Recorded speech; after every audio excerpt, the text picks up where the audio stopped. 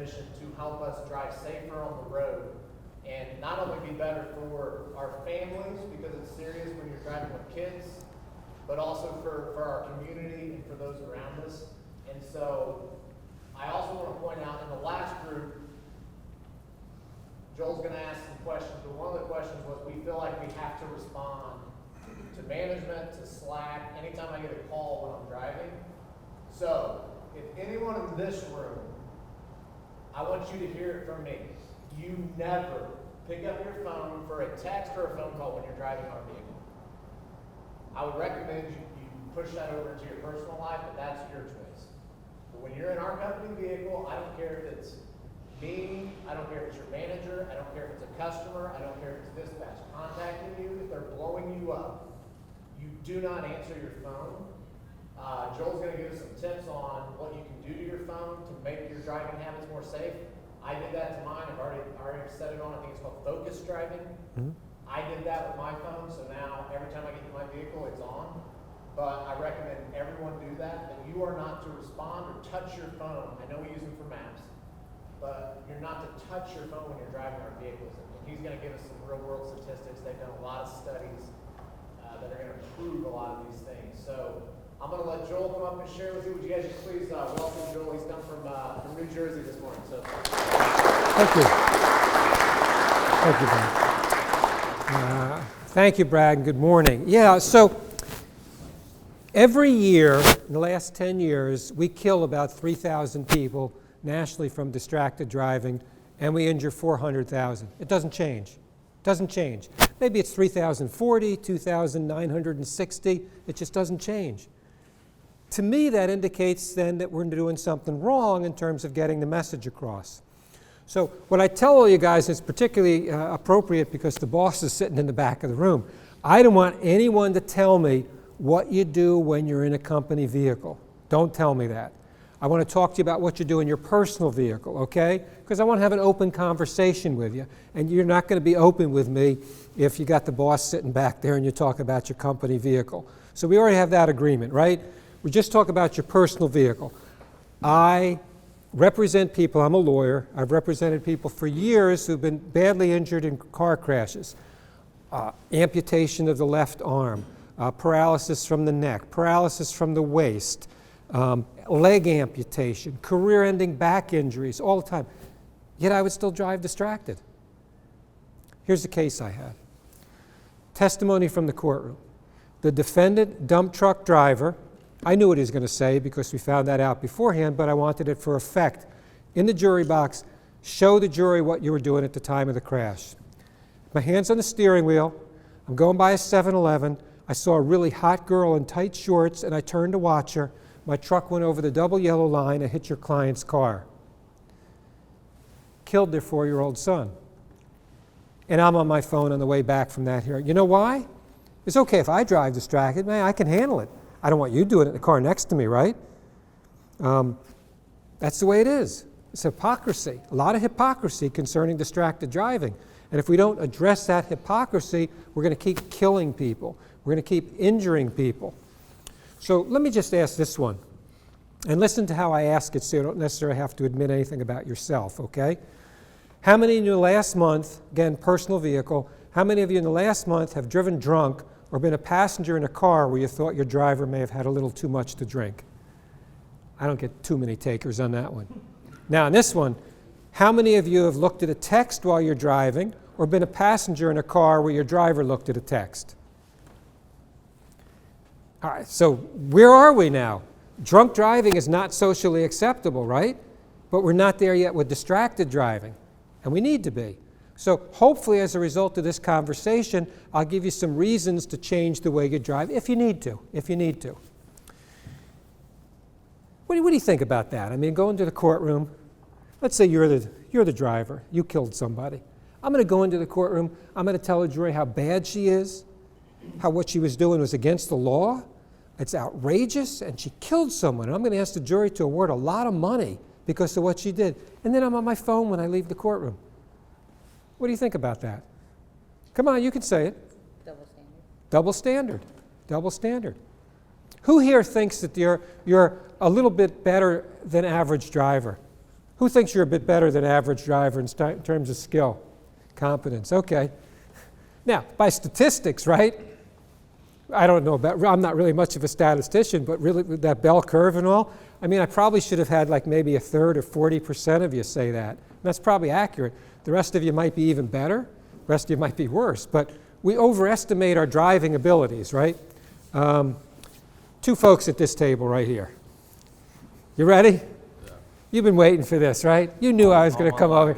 Did you think somebody set me up to come over here and pick on you? No? No? Okay, you're right. Nobody did. You look like a guy I could pick on. Yeah. All right, so I'm assuming you've taken a look at a text while driving, right? Like the rest of us, in your personal vehicle. Yeah. Okay. You know at some level you shouldn't? Probably so. Why do you do it? Just out of habit. Habit. Okay, so we're going to talk about habit, won't we? We'll talk about habit and maybe how we could change habits. Not over here. Good morning, guys. Good morning. All right, so anybody have a kid here? May have some kids? How old are your kids? She's 7, almost 8. 7. You know what they say? The studies show that when the kids are as old as 6 years old, we're teaching them how to drive because they're looking at us. You have a kid? 16, 21. Oh, boy. God bless you, right? What have your kids learned about distracted driving from their old man? I'm not on my phone when I'm in my personal vehicle. Okay. Okay, so they don't see Dad ever drive distracted? Very rarely. That's cool, that's cool, that's cool. Okay. So I have a pink shirt, and maybe you've seen some of the pink wristbands. Pink's not my favorite color, although this gentleman over here, it looks like pink's his favorite color. Okay. I already gave him a pink wristband. I picked him out when I saw him. Pink's not my favorite color, but it was my daughter Casey's favorite color. My daughter Casey was killed by a distracted driver. Let me show you a picture of Casey. She was walking across the street in a crosswalk, and a 58-year-old man made a choice to take his eyes off the road and reach for his GPS. He rolled through a stop sign. Casey was in the intersection in the crosswalk. He hit her, said that he never saw her, and then we got the call to go to the hospital. You know, they talk about that dreaded call that the parents get. And we got to the hospital. We were waiting. They said Casey's in surgery. Every once in a while, the surgeons would come out. And then this last time, 2 of them came out, and they told, well, they didn't even have to tell us that Casey was dead. You looked at their faces, and you knew that Casey was dead. And that changed everything for us. And for those of us who've lost a child, our life is never the same. I mean, we get by and we do things and all, but our life is never the same. And I'm not like a particularly religious person. I believe in God, but I don't practice, I don't observe particularly.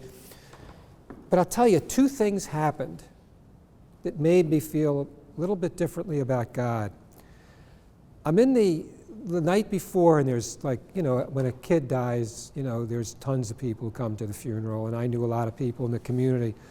Must have been 600-700 people waiting in line, and we're there the night before greeting people, and they're expressing their condolences. And a dad who I'd represented, his daughter was killed in a car crash. He came up to me, and he hugged me, and he kind of whispered in my ear, "Joel, it never gets better. It never does." It's a nasty, awful thing to say to a dad who's about to bury his daughter, right? But it hadn't gotten better for him. He was bitter. He was angry years throughout this. He never changed. He was the angriest, bitterest man I ever knew. And I felt like I failed him. I did a good job as his lawyer, but I just didn't know what to say to this guy. Every time he came into my office, I dreaded it. I mean, I'd take out my yellow legal pad. I'd sit across the desk from him, and I'd work on his case, but I didn't know what to say to comfort him.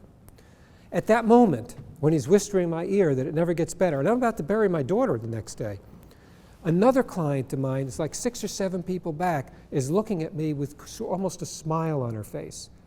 Her daughter, her son was killed, and I represented her. After that, she had set up a foundation, and she had done things to help keep other people safe while driving. So, I mean, I talk about God, and I think in that moment, if that guy had left there and I hadn't seen her, because it had gotten better for her, and she had a purpose in her life. So I thought about that. And then I thought about, what am I going to say at the funeral? And I wanted to say some things about Casey. And I said, I'm not going to be able to talk at my daughter's funeral. So I had it all typed up for someone else to read. And it's that moment when that person was going to read it, and it was a dark, dark, cloudy day, and all of a sudden the sun came out, and it lit up the room where we were, and something happened to me, and I said, you know what? Give me that piece of paper. I'm going to read this about my daughter. Anyway, I just share that with you. I haven't shared that for quite a while. But I do feel that I have a purpose in life, and I feel very fortunate. I'm, of course, not fortunate for what got me into this, but I feel I'm very, very fortunate to be able to do what I can do and talk to people, remember Casey. And there was a time I did this, I would tell people, because I was afraid my daughter would be forgotten. I was afraid she didn't marry, she didn't graduate school, she didn't have kids, that I was afraid she'd be forgotten. I no longer have that fear. I don't. And it's, it's in thanks to, you guys allowing me to come in and speak, and it gives me purpose. So I appreciate the opportunity, I guess is what I'm saying. Let me tell you something about Casey. We're a skiing family, and she was 5, my son was 3. We're about to go on the first ski vacation. So I'm a responsible parent. Take them to the ski shop, get their skis, but also get them helmets, right? Want to be safe. She's 5, maybe 6. We're about to check out. She looks at me and she says, Daddy, where's your helmet? And this is what I said to her. Casey, I was on the high school ski team. I went to the University of Vermont. I was a competitive skier. I took off 2 years between college and law school. I skied in Colorado and Utah. And she's looking at me, this little kid. Like, she didn't say you're full of it, or what does that have to do with it? But I kind of got that point, so I got my helmet.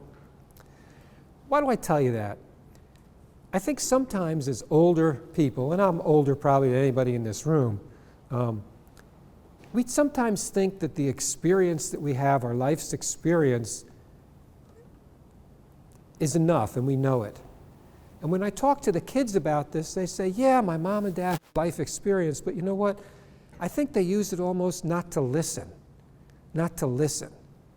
So I try to be open, and I try to listen to people, young people in particular. Of course, everybody's younger than me these days, right? It's getting to be that point.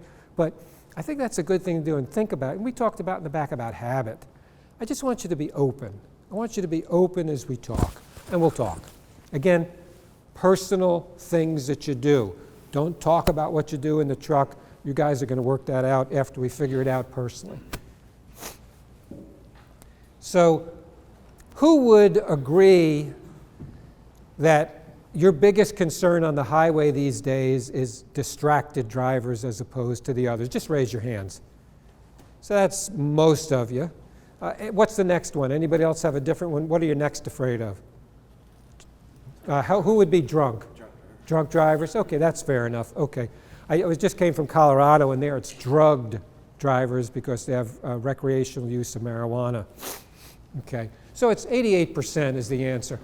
What happens when you ask those 88%, how often do you drive distracted? 60% of them. Hypocrisy? Yeah, I think so. I'm most afraid of other distracted drivers, yet I do it.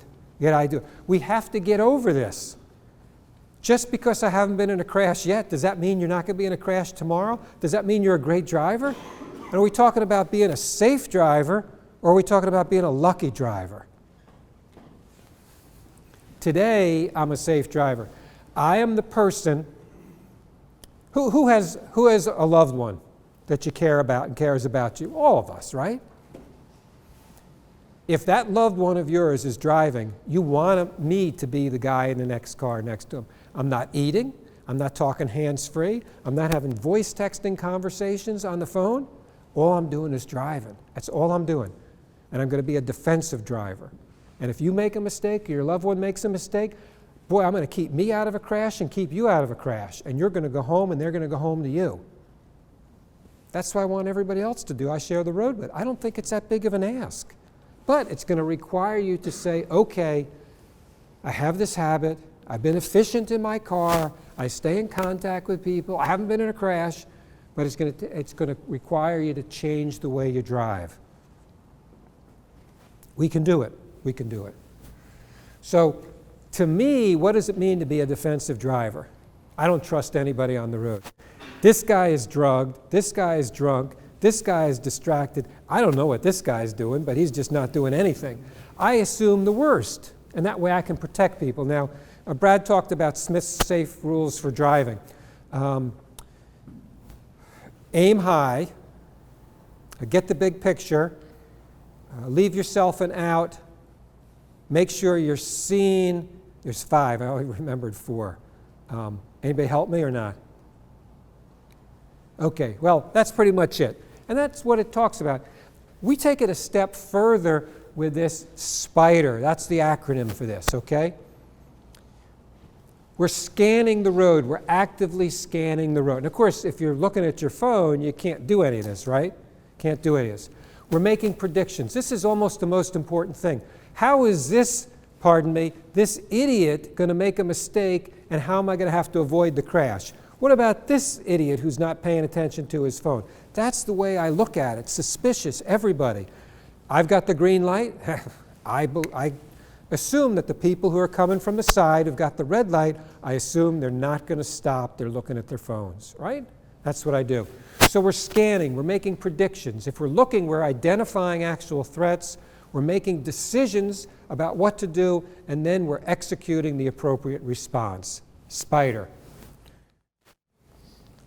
In this video, you're going to see the white SUV come towards you. He or she is a distracted driver. They're texting. You're going to see the 2 cars coming in the same direction. They stop for the red light, and then you're going to see coming from right to left, you're going to see the driver of the black car who has the right of way, okay? And I'm going to ask you to think about, when you watch this, if you were the driver of the black car, you've got your phone on Do Not Disturb while driving, you're not tempted by those notifications, you're just driving and you're suspicious, do you think you could have avoided the crash? You're all drivers of the black car. White SUV doesn't stop for the red light.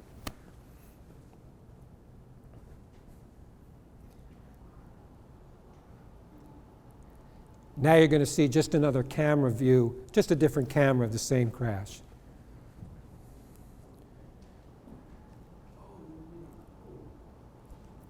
We could talk about the driver of the white SUV, but I mean, there's nothing to talk about.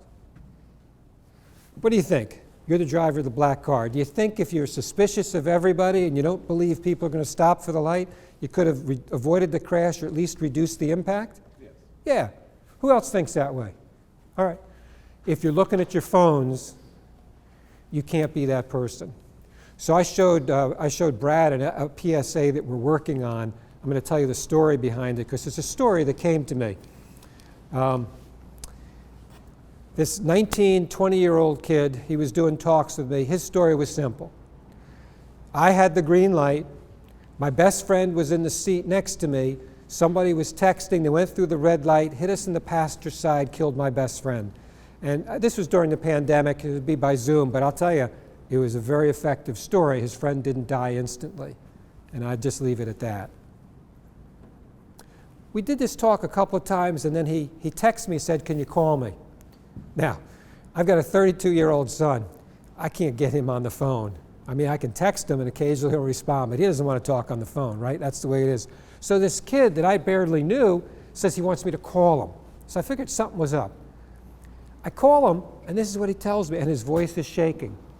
You know, the police officer kept telling me, and everybody kept telling me there was nothing I could have done. The other guy went through the light. But they're wrong. They're all wrong. I was looking at my phone, and I wasn't looking at the road. And if I'd been looking at the road, my best friend would still be alive. And he broke down. He was talking about it.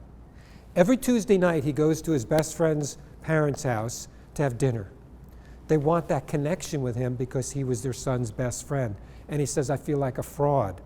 They keep saying about how bad that driver was, how he killed their son. And I'm sitting there knowing their son didn't have to be dead, and I have to live with that. it would tear you up. It would eat you alive. And generally, when we're driving, aren't the people that we care the most in the world with us? How could we not be doing everything we can to keep them safe? How could we be making a decision saying, oh, you know what? It's just a few seconds. It's okay if I look away from the road. Who's got a child? How could you, when you drive, make a decision that I'm going to look away from the road when you have your child in the car? Again, it's a rhetorical question. I mean, I did it all the time. I drove distracted all the time. But how could we do that? But we do that. The most important people in the world to us. And I can tell you, your life would never be the same if you lost a child. Your life would never be the same if you lost a spouse or a friend, and you knew it could have been different. And we all agree there's crazy people on the road. People aren't paying attention. They're selfish, they're disrespectful, they just care about themselves. And that's where you're out there every single day. How could we not? How could we not pay attention to the road to keep those that we love safe? So maybe you don't think distracted driving is dangerous when you do it. I didn't. But think about the other folks. That's a really good reason not to drive distracted. So after Casey was killed, I said, well, I have to be careful about driving. But I would look at texts and things at a red light. This is a question that wants you to think about, is there a lingering effect of the cell phone once you put it down, even if you stop using it, is your head kind of still engaged in it? So let's just see what you kind of think here. Let's just see. You guys have wristbands here, no? What do you think? What's your answer? How many seconds do you think? I'll go high side D? D. Okay. I'll go with C. C? C. You have a wristband, but I'll call on you anyway. D. D? C. C. Okay. Anybody else? Let's just raise your hands if you're an A, 0 seconds, there's no effect. All right, so get that. Everybody here knows that there's going to be some lingering effect. And yet we're texting and looking at our phones at red lights. Again, you've made a decision, right? You've made a decision. Okay, I know there's a little problem with it, but I'm going to do it anyway. How many of you think 5 seconds? Okay. How many of you think 11 and a half seconds? Okay, and then how many of you think 27 seconds? Of the people who think 27 seconds, have any of you looked at, like I used to, looked at your phone while stopped at a red light? What about you? Yeah, it's an honest guy. Okay. It is 27 seconds. So, how did they figure this out? Well, I had researchers at the University of Utah. What they did is on the driver's sun visor, they had a little light bulb. And they put a push button on the steering wheel. And their instructions were every time you see the light bulb, push the button. And so before they even got into the experimental condition, they tested it. And they have a baseline: perception, reaction, perception, reaction. They've got that set for each driver. They got comfortable with the car, that kind of thing. Then what they did is they had the researcher in the back seat and say, okay, we're coming up to this traffic light. Okay, you're stopping. Take out your phone, do whatever you want. And then they knew exactly how long the light would be red for, and it'd be a minute. And then at 50 seconds, they'd say, okay, put the phone down now. And then in the next minute or so, after they put the phone down and they start up, they do the perception, the reaction, the light bulb. And that's what they found. Intersections are potentially really dangerous places to be. Don't we want to be fully focused when we're leaving the intersection? So just think about that. Just think about that. And then, I don't talk a lot about hands-free, but I should. Indiana is a hands-free state. So basically what they did here is, if you look carefully, you can see those 3 little discs. Those are cameras. And what they did is they filmed 170 drivers up in Canada, and they just had the researchers go back and look. And they were looking, remember, spider scanning? They were looking for scanning. It could be like this: I'm turning my head, I'm turning my shoulders, like this kind of thing. Could also be now, I'm scanning. I'm not turning my head, but if you're close, you can see I'm doing what they call eye glances. So it's sophisticated enough they could see that. The left-hand group, that collection of people, half the windshield, right? Half the windshield they're scanning within that rectangle. On the right, no scanning whatsoever, dead center, tunnel vision. What's the difference? The group on the left, just driving. The group on the right, having hands-free Bluetooth cell phone conversations. And they've repeated this. There's something about having a conversation with someone remote from the vehicle, not a passenger in the car, which they found not really distracting, someone remote from the vehicle. Our brain takes attention away from the driving task, the scanning task, and we have no control over it, and it allocates it to listening and responding to that person on the phone. So the whole point of this is hands-free is not risk-free. Is it safer to have a hands-free conversation where you're looking at the road but not scanning than taking your eyes totally off the road and looking at your phone? Yeah. And you guys are going to have to make your own decisions. But has anybody here ever experienced, again in your personal vehicle, you're having a hands-free conversation and you get to your destination and you say, whoa, how did I get here? You don't remember the trip. I see some people nodding. Well, you made it safely, but guess what? You weren't fully engaged. And what would have happened if there'd been an emergency or something? So it's this success, bless you, it's this success with texting or driving distracted and not being in a crash that emboldens us to continue to do it. But just because we haven't been in a crash yet, is that necessarily going to hold true tomorrow or the next day? So I already talked about this, but you know, I've alienated some state highway traffic associations because I say, what are you doing? Just as many people are dying and being injured, so doesn't it mean that we're not being effective? I mean, it's obvious to me that the things aren't being effective. So to me, that means I'm not going to talk about danger about distracted driving. I'm not going to give you statistics about it. You may have heard it or not, but I'm not going to use it because it doesn't work. If we've successfully driven distracted, we don't think it's dangerous when we do it. I'm not going to bother with it. Now, because I do a lot of high school classes and all, if I talk to kids in driver's ed who aren't start driving, yes, I'll talk to them about the dangers of distracted driving. But to experienced drivers, I'm not going to do it because it doesn't change our behaviors. So we talk a little bit about, as I already did, defensive driving, protecting those we care about as a good reason, and I'll talk about some more things here. Anybody think that distracted driving, what I call an epidemic, has gotten better over the last 5 years? Yeah. And you guys have the hands-free bill, you would think, maybe.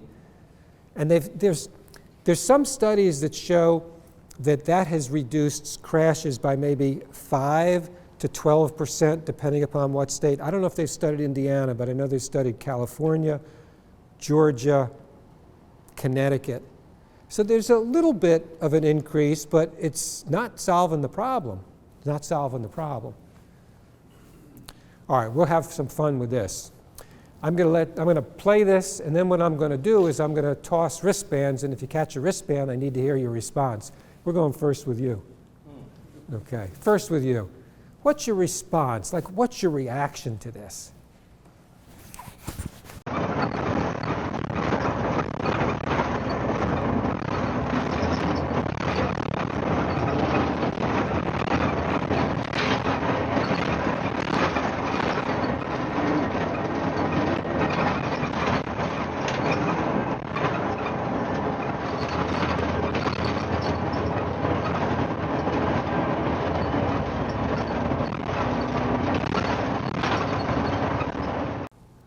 All right, here we go. What do you think? No, it's not very good. I couldn't fathom being a rider on that guy's bus. Okay, so you wouldn't like to be on the bus. This gentleman over here, what do you think? I hope he's behind me or beside me. Okay, I hope he's not behind you or beside you. I mean, he does have his hands on wheels, so even if he sees something, they have reaction time very good. Okay, so you don't want to be on the bus with, can I infer from that little fear? If someone drove you that way? Okay. What other kind of emotions or words, like adjectives, might we come up with to describe how we feel about that? Yeah. He should be fired? He was, actually. The story I heard was a 17-year-old girl saw him and was a little concerned. By all accounts, she asked him nicely to stop. He kind of ignored her, I guess, because she was a kid. And she took that video, and within 48 hours, I don't know, maybe it's a terminal supervisor, I forget who the boss is, but he was fired. Yeah, it makes sense. Who else has a different reaction? I just think he's tripping, man. He's Got tripping, man. All those people in his bus. I mean, that's a lot of lives. That is a lot of lies. He's tripping, okay. Some of my friends from the 60s still talk about tripping. You're too young for that. You're too young for that. Oh. How about this little guy here, this young man? What are you thinking? On that guy, Yeah, he got what he deserved. got fired. He got what he deserved. Anybody else? Not to pick on the young lady here, but you think differently? Anything else? Same as everyone else. Same as everyone else? Yes. I would, if I was a passenger, I'd probably, especially if he ignored me the first time, I'd get angry. Okay, you get angry. Come on, man. Some other feelings, emotions, like what do you think about a person who would do that? What kind of person is that? I think he's stupid and very selfish. Stupid and Very selfish. selfish. All right, let's see something here. These are the typical responses. Now, again, I show this to adults like you guys, but I also show it to kids. It's funny. It's funny. Look what the kids say. I've never, ever, ever had an adult say anything in the kid column. Now, am I referring to you as a kid today or as an adult? Adult. Adult. This is the first adult I've ever had say anything in the kid column, but this is a young adult. That shows something, doesn't it? Brad, what's the difference between the way the kids look at this video and the way we as adults look at it, with the exception of this young man? What's the difference if you look at those columns? Well, the kids are putting their trust in someone, I mean, it's complete trust, they can't drive, so they have to rely on the adult. Okay. They're looking at it through a little bit of a different lens, I would say. Yeah. Let's go back to drunk driving is not socially acceptable, but distracted driving, where are we, right? If I'm going to talk about this the way the adults do, we're never going to get there. Never going to get there. But if this young man and his friends think that distracted driving is selfish, who wants to be a selfish driver? But if you tell them it's dangerous, they'll say, nah, I got it covered. It's selfish. Oh. It personalizes it. The kids are holding the driver accountable, and probably because Brad says it, because they're like helpless, right? Other people are driving them. So to change the way we think about distracted driving, or this is how we have to look at it, in my opinion, and I think the kids are going to help us get there. Who here likes to think of themselves as a person, this is like a duh, right? Who here likes to think of themselves as a person who respects other people, shows respect for other people? Raise your hand. I mean, if I don't get every hand raised here, right? Okay. Who here thinks it's important to teach their kids about respecting others? Okay. This gentleman right here. How old are your kids?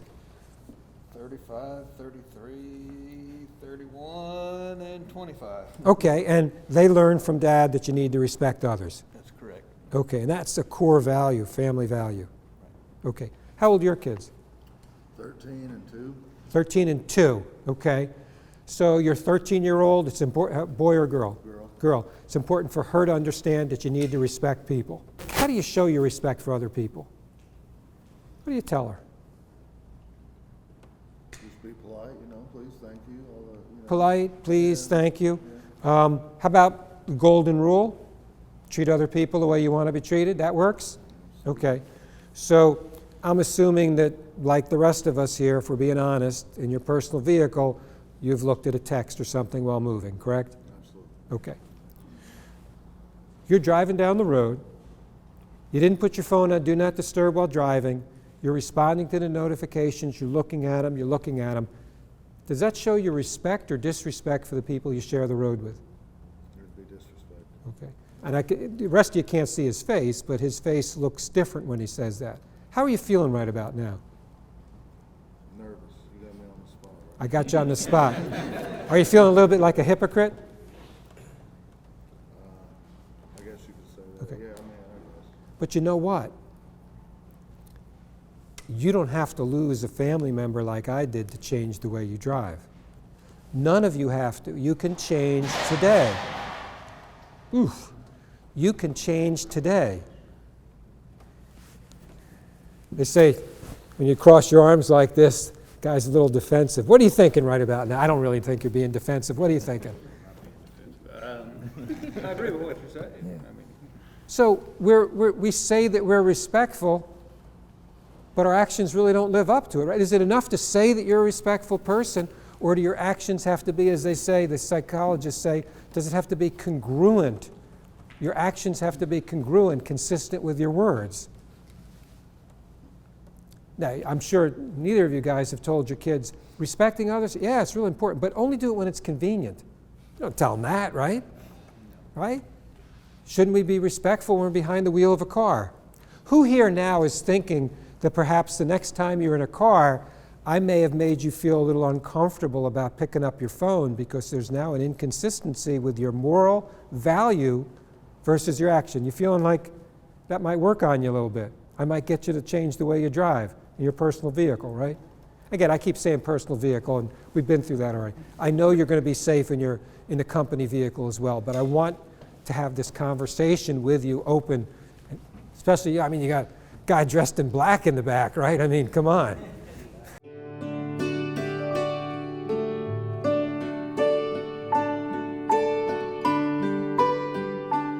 A primary value ingrained in us from our earliest days: respect for others, the golden rule, treating others the way we would like to be treated. We all want to be treated with respect. That's why we don't like it when we see others driving distracted. In fact, 88% of surveyed drivers said that their largest traffic safety concern is distracted driving. So doesn't that tell us something about how we want to be treated by others while on the road? Yet 45% of us read text or emails behind the wheel anyway. Isn't it time we practice what we learned as children, especially when driving? Let's end distracted driving. It's a matter of respect.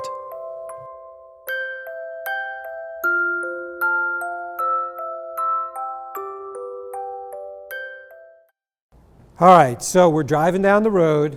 We didn't put our phone on Do Not Disturb while driving. We're looking at the notifications. We're not being defensive drivers. We're not looking at the road because we can handle it, right? We haven't been in a crash. Driving down the road, all of a sudden, boom, you hit something, but you're not looking at the road. You don't know what you hit. You slam on the brakes. You open the car door. You get out. You look underneath your car because you heard something under there, and there you see little X. He was so little, he was in the crosswalk. Instead of him going on the hood of the car, you sucked him under the car and you dragged him down the road. You did that because you're looking at your text. You didn't kill him, but you paralyzed him. His level of paralysis is so high in his neck, he can no longer breathe for himself. He's hooked to a machine.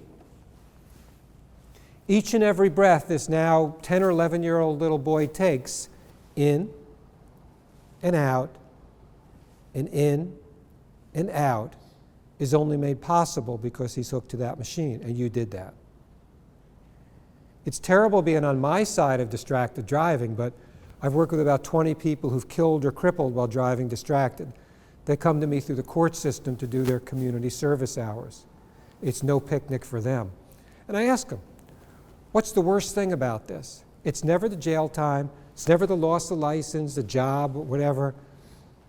It's always knowing what I've done to another human being if they survive, or to their family if they're dead. And they tell me, I can't take it back. I want to take it back. I'm a good person. I'm a decent person, and I can't change it.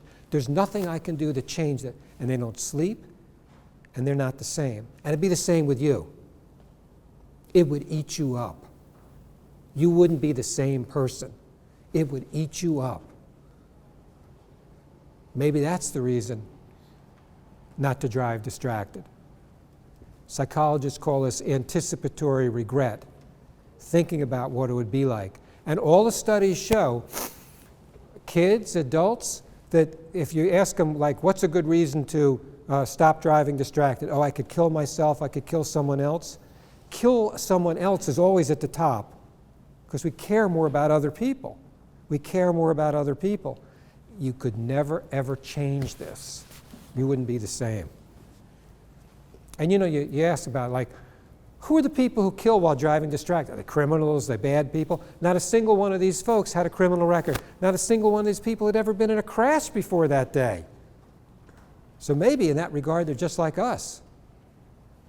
That's who kills while driving distracted. Us, people who make that choice.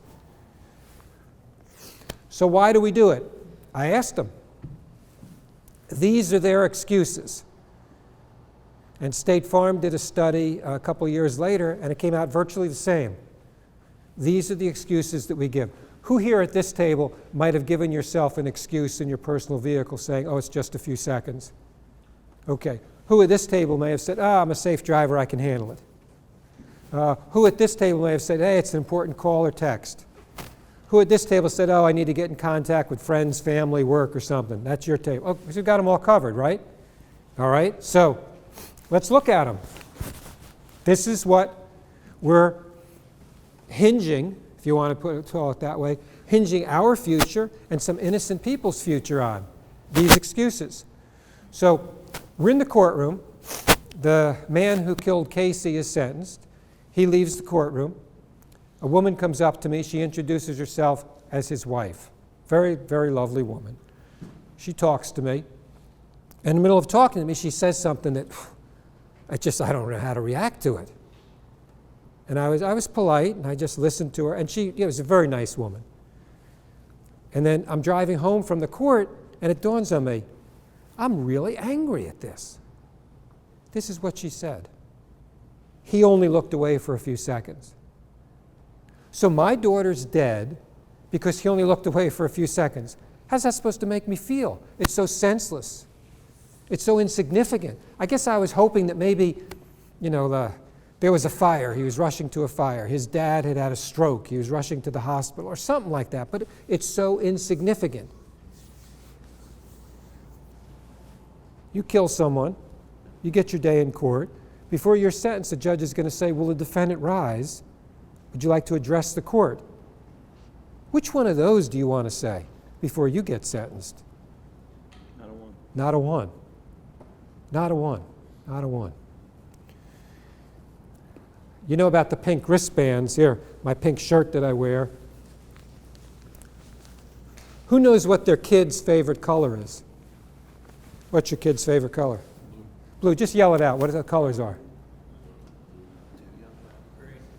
Do I have them all here? Pretty much have them all here, right? I started with one pink wristband, and I'll go to, not a business talk per se, but like community talks where it's advertised. Afterwards, a mom will come up to me. It's never a dad, never ever been a dad. A mom comes up to me. My daughter's favorite color was pink, it was blue, it was lavender. She was killed in a distracted driving crash. It could be she, the kid, was the distracted driver. I've had many of those, and there's some represented here. Would you wear this wristband in their favorite color? And so I inquire further, and I find out about it. And if they weren't the distracted driver, I ask the parents, what did the distracted driver say? Why were they driving distracted? Casey, just a few seconds. Megan, 8.5 months pregnant. She and her unborn child killed. I was a safe driver. I'd never been in a crash. Katie, never been in a crash. Never been in a crash. Paul, everybody does it. I don't know about that one. Everybody does it. And then important call for work, family, and go on and on and on. Each and every one of those excuses represents thousands and thousands of lives taken. So when you think about that excuse, I don't want you to just think about just a few seconds I've gotten away with it. I want you to think about maybe the color of your kid's favorite color. I want you to think about all of the dead kids and other people attached to each and every one of those excuses. That's what I want you to think about. So you all got your phones out on the desk, good. When I say go, what I want you to do is I want you to pick up your phone and read your last text message and then look at the screen. What I'm going to be doing is I'm going to be counting off seconds, and you might see 1, 2, 3, meaning 3 seconds, 1, 2, 3, 4, 5, meaning 5 seconds, that kind of thing. It's when I say go. Okay, everybody got it? 1, 2, 3, go.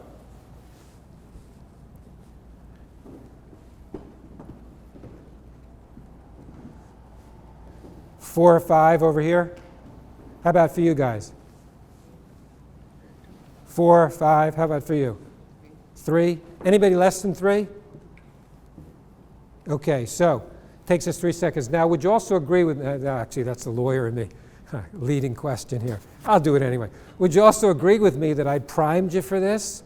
That it'd probably in real life take a little longer? I mean, you're not going to be waiting in your car to grab the phone, right? So it'd probably take a little longer. So each and every time that we say it's just a few seconds, it's not just 2, it's more likely 4. And actually they've studied this. I think the result they came up with 4.7 seconds out of 200 people they studied it, if that's helpful. So let's look at the math here. And again, I have to change this. Just call that 88, 90 feet to make the math simpler, okay? The formula is at the bottom.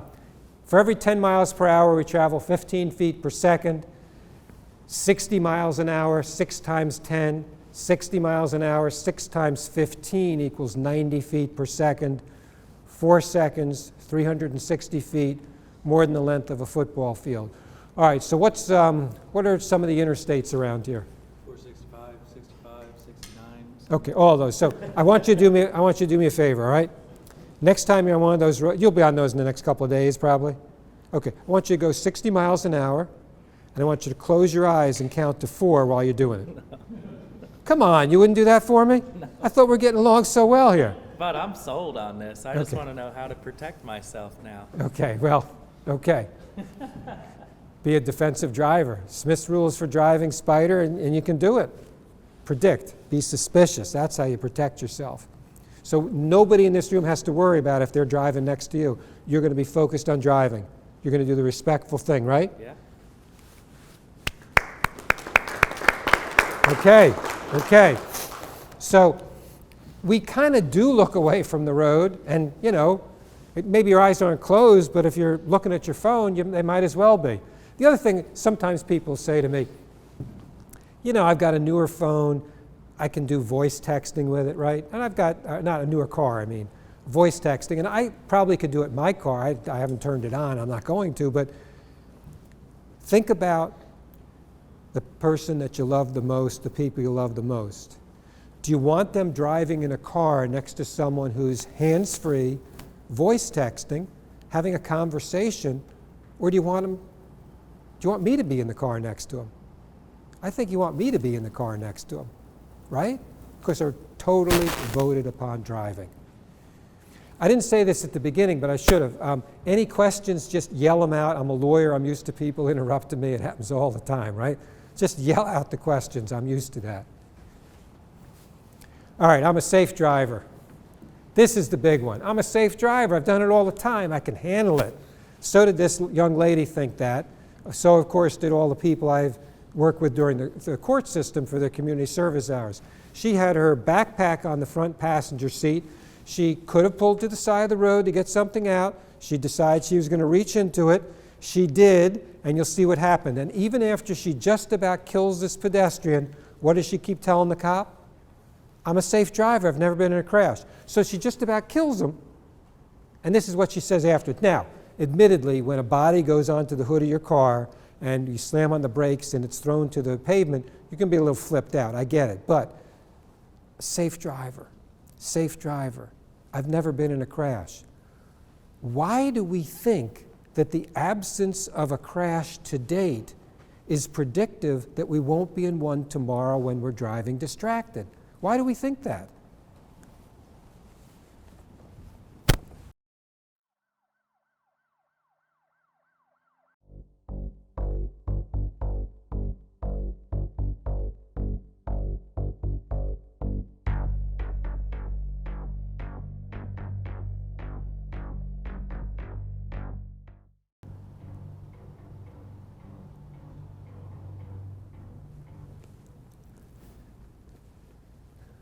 But she was a safe driver. Before Casey was killed, I wasn't a safe driver, I was a lucky driver. And when I talk to kids in schools, I say, you have a choice. Do you want to be a safe driver or do you want to be a lucky driver? Safe driver or lucky driver? Today I'm a respectful driver. I was a very respectful person before Casey was killed. I'd hold the door open for her, I'd help you with packages, man, that's the way I was raised. That's the way my parents raised me. But when I got behind the wheel of a car, boy, all bets are off. Today, I'm that safe driver, I'm also that respectful driver. You know, you drive along the road and, you know, it's the people you pass on the road are people you generally don't know, right? There'll be some nice people there, some people not so nice, people you might want to hang with, people you probably wouldn't want to hang with. But you know what? We all have something in common. Everybody wants to get home safely. Everybody has someone who loves them and wants them to get home safely. Everybody. You could be a Republican, you could be a Democrat, liberal, conservative, well, I don't care. Everybody wants them to get home safely. I'm doing this for you. I'm doing it for me, but I'm doing it for you, for everybody I share the road with. It's an awesome responsibility if you think about it. It's probably the most dangerous thing you do. Now maybe, I don't know, we have the excavators here. Maybe that's more dangerous, I don't know. Or maybe, I don't know. But it's the most dangerous thing you do. For most of us, drive a car. It's an awesome responsibility, but we've gotten so cavalier with it. We've gotten so cavalier with it. And, you know, what's my job? I mean, maybe my job is to tell you about Casey. Maybe you look at me and say, my God, especially if you have a kid, you know, I don't want to be in his shoes. I don't know how he does it. You know, gosh, I can't even think it. Because as parents, we don't want to think that our kids could die. I mean, that's the biggest fear, right? So maybe it's because of that. I'm hoping that there's something I'm saying that connects with you, because the roads can be safer, but we just have to make a choice. We have to make a choice to do it. How many of you who have kids who are, let's say, between the ages of, I don't know, 12, 13, 14, you know, going to be driving in a couple years, all the way up to like 30, are worried about your kids and distracted driving? Let's just see a show of hands. Okay, worried about them. Okay. Sir, did you raise your hand? How old are your kids? 12 and 7. 12 and 7. Okay. So, as I said, you know, once they get to be 6 or 7, they're watching you, right? Yeah. And you're teaching them how to drive. What have you taught your kids about distracted driving? Not to do it. By telling them that? Yeah. What do they see? Have they seen Dad do it? Yeah, I don't do it with my kids in the car. Okay, so you don't do it with your kids in the car? I never have done it without, Okay, without so them in the car, but yeah, with them in the car, I don't. Okay, so when they're not in the car, you might? Yeah. Okay, so, well, I mean, I get it. You know, you care about your kids, you want to protect them, but what does that say about you in terms of the mom driving with her kid next to you, right?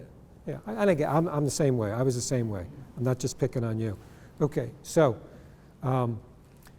if we're afraid, unfortunately, we have reason to be. Until they get to be about age 24, the single largest cause of preventable accidental death is car crashes. Now, it could be some places it's gun violence, probably not here. Could be some places it's opioid overdoses, but crashes, generally speaking, preventable accidental death. If you go to the Indiana Department of Transportation site and look what percentage of crashes are related to distracted driving, you'll see a number in the teens for all drivers. Kids can't drive here until 16, right? So if you look at just the 16 to 19-year-olds, that number is 60%. More than 3 times the rate of any other age group. And why is it? Driver inexperience, addiction to the phone, right? And bad role modeling by us as parents.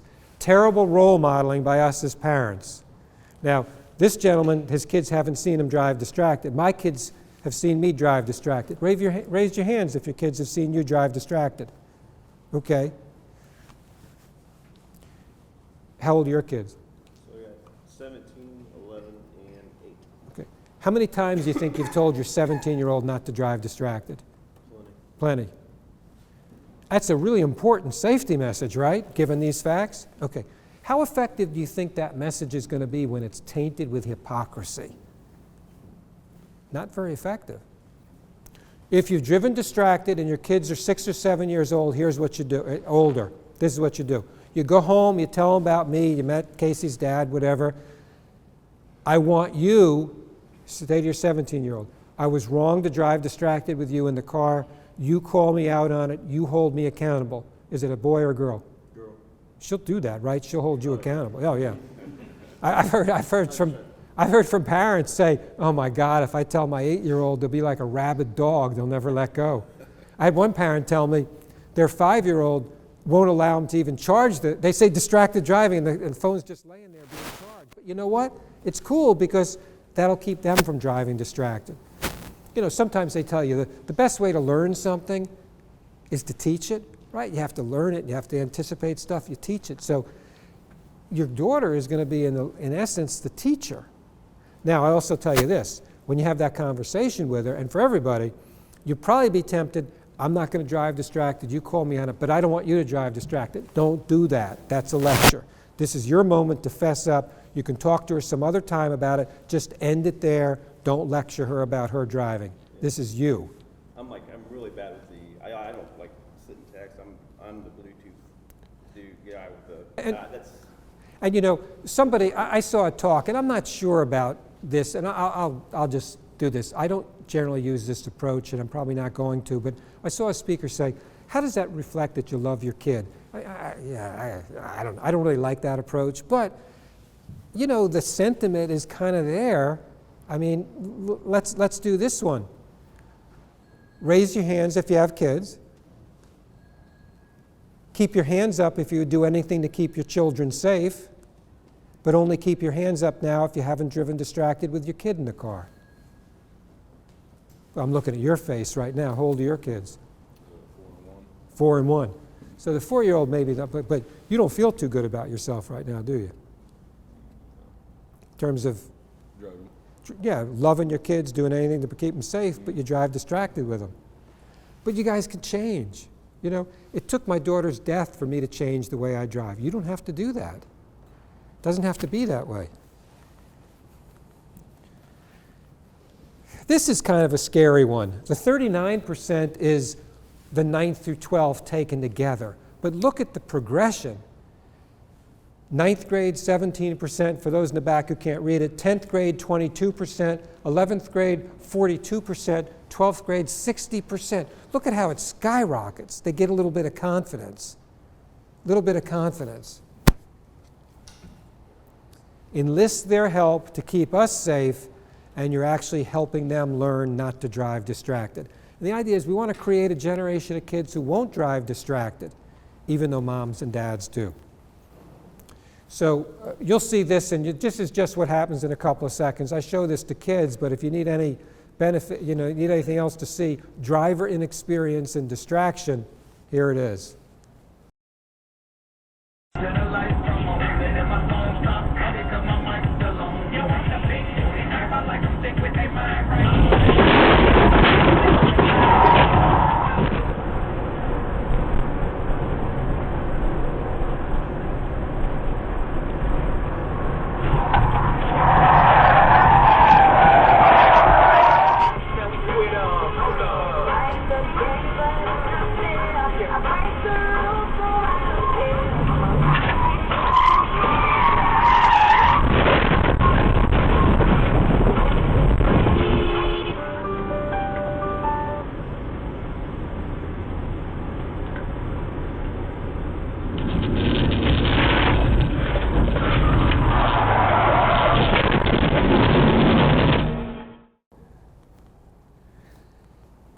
Just talk a little bit about the move over law. I'm sure you guys all know about this. Most of the kids in high school don't. I've started doing talks with first responders. I mean, they have their flashing lights on the side of the highway, whether it's police, fire, EMS, or tow truck drivers, but they're getting hit. Last year, 65 were killed, and that doesn't talk about the thousands who were struck and injured. 65 killed. Prior to that, the most had ever been 40. This year so far, I last heard there's 40 who've been killed this year. And it's distracted driving. I mean, how do you run into a vehicle that's got its flashing lights on if you're looking at the road? So it's just something to think about, just something to think about. And I was at an event in Pennsylvania, an outdoor event, during the pandemic, but an outdoor event, talking about the move over law. And I have my pink wristbands, I'm giving them out. A little kid asked me, a cute little kid, 4, 5, 6 years old, may I have a wristband, sir? Sure, I chuck him one, he catches it. And then there's a banner behind me. You can see it's a tow truck operator who's dead. and you can see his birth date, the hyphen and death date, in his early 20s. Kid points to it and says, "That's my daddy, he's in heaven," tow truck driver. I mean, but that cinched me for the cause, working with first responders. So first responders go into elementary school and they talk to kids about fire safety. I'll show you a book we have in a little while, kids K-2 book, and they're now taking that book and talking about distracted driving and the move over laws as well. I didn't bring those books because it's kind of tough to carry them, but if anybody wants any of them, they're free and all. You can just contact Abby and I can send her a bunch of them. K-2 book. And I'll show it to you in a little while.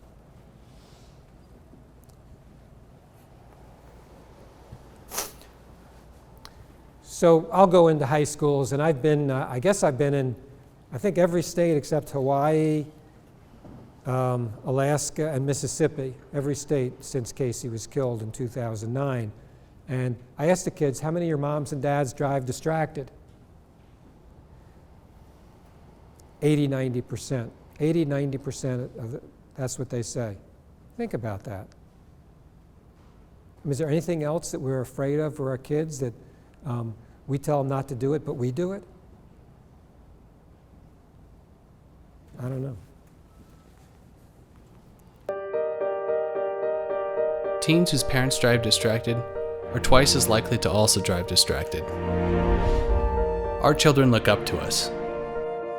They pick up our habits, good and bad. What behaviors are you teaching your children? What distractions would you give up if it meant saving your child's life?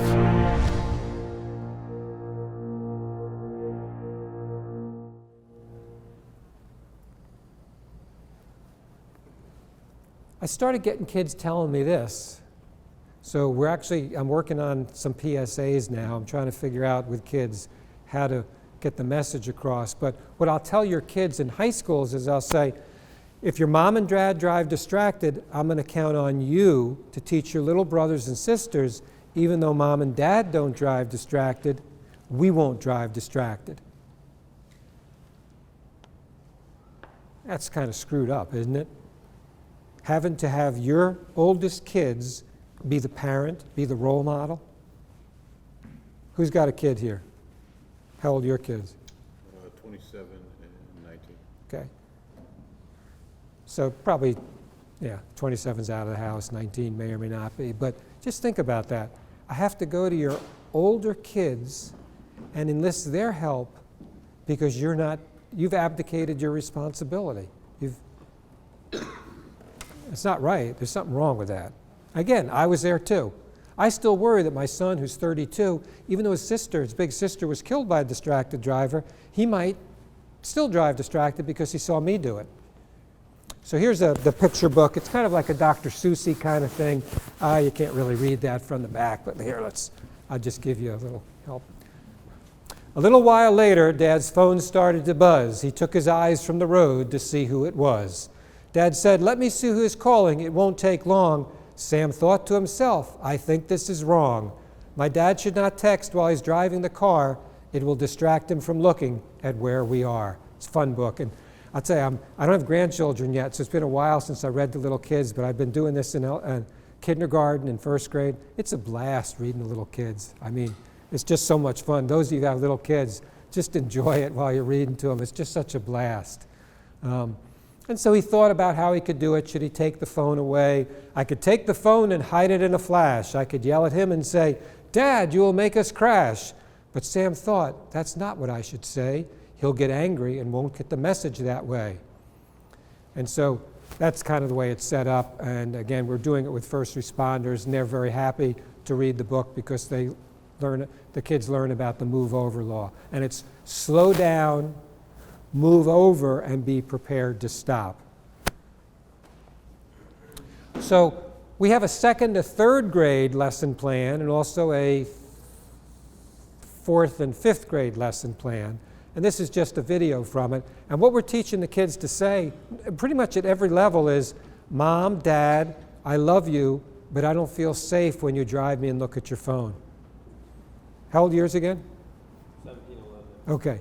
That 11-year-old, let's say that 11-year-old would say, "Daddy, I love you, but I don't feel safe when you drive me and look at your phone. Oh, I thought I was trying to, no, I'm just kidding. You'd, Yeah, no, I'm just kidding. you'd feel like, I don't know, Oh, you'd yeah. feel like crap, I mean, Yeah. excuse the word, but right, yeah. Yep. I mean, and I focused that with 4 groups of 40 parents. What would the kid have to say to make you feel badly? That's the winner. Now, we also tell the kids, don't say, Mom, you're a hypocrite. You tell me not to do it, but you do it. We don't get anywhere that way. And what this comes down to is I statements versus you statements. So I'm not going to ask anybody here to raise your hands if you've been in couples counseling, but if you have, you'll recognize it. What we tell people when they get into couples counseling, you can't use the word you. You disrespected me, you did this. No, it has to be I. I feel this, I feel that. And I always give this example. I generally don't unload the dishwasher after it's clean. I don't put dirty dishes in with the clean, but I'll put the dirty dishes in the sink. What can I tell you? My wife has a choice. Joel, you never unload the dishwasher. I'm going to respond, yes, I do, because I have on occasion. And you get defensive. If she would say to me, I feel frustrated because I'm the only one who's taking care of the house and keeping it clean, that's a different way of looking at it. So we're teaching your kids to use I statements because they're not blaming statements and it's not confrontational. Second, third, fourth to fifth. We have 3 videos. We were told when we researched this with teachers across the country, you have to create an animated character. So you'll meet Sam the meerkat. You know what that animated character cost us? $9,000 a minute. And this is not Disney, Pixar, like Frozen video or anything. $9,000 a minute to put that in.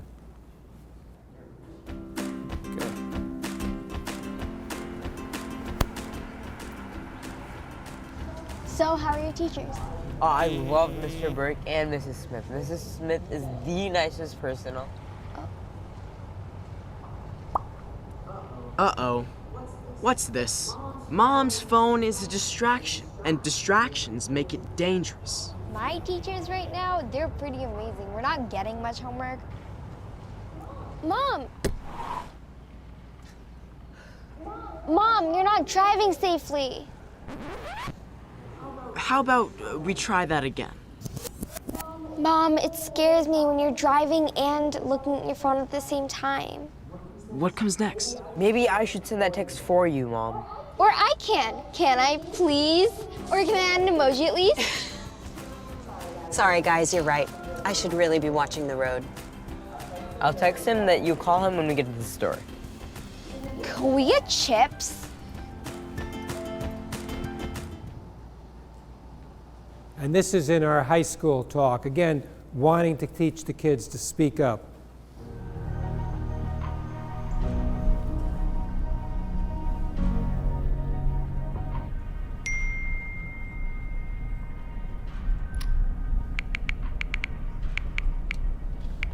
Dad!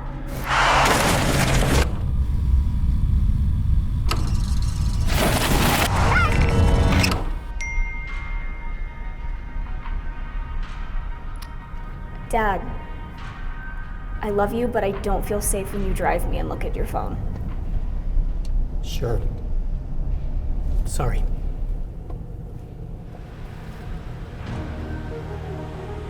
Shouldn't your child's safety come first? Put the phone down. You may not get a second chance.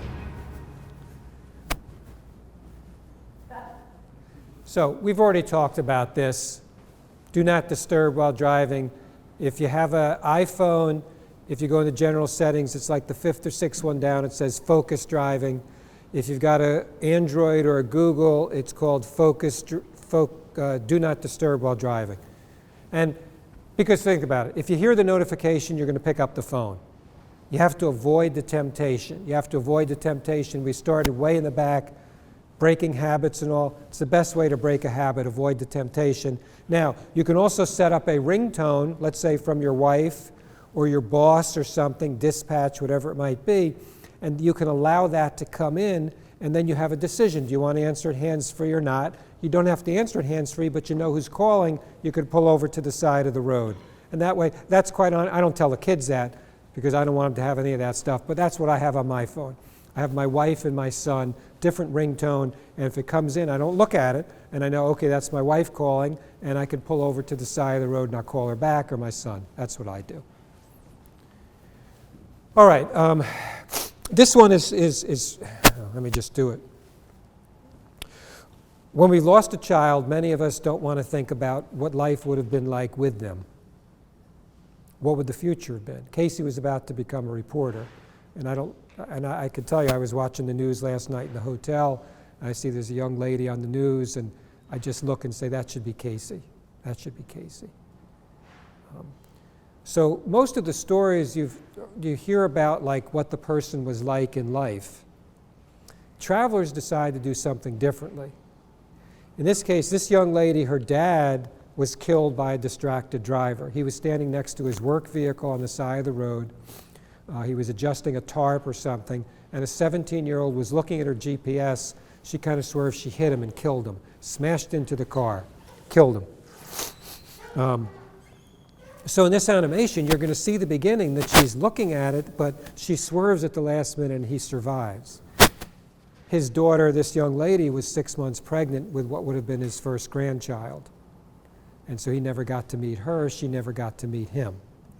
So they take you through this and you will look at what would it have been like had he survived and had he met his granddaughter. Just another way of looking at these stories.